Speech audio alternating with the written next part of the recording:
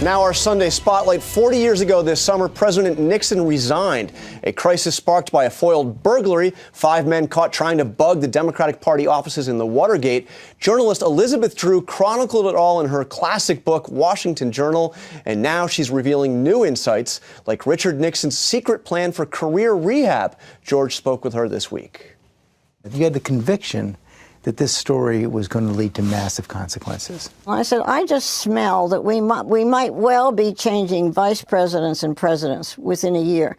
Now, this was a crazy thought in many ways. It was nutty almost, but it was just my instinct. Is there a moment that crystallizes it? I think the moment when we had the Saturday Night Massacre. From ABC News in Washington.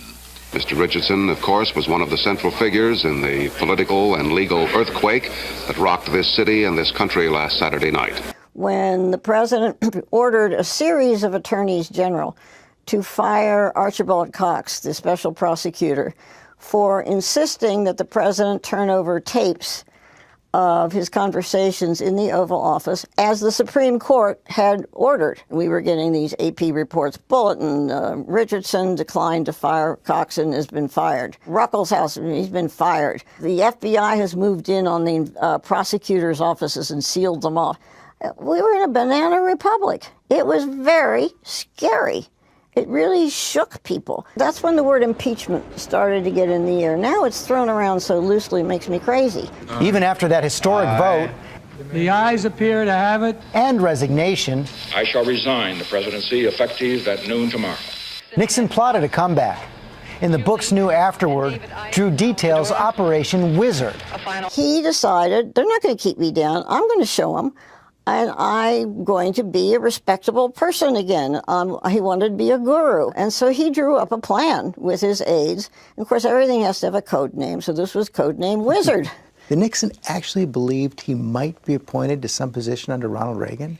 He was a bit, I try to stay from psychobabble in here, but let us say he had some delusions. So he went to China because that was the place of his greatest glory.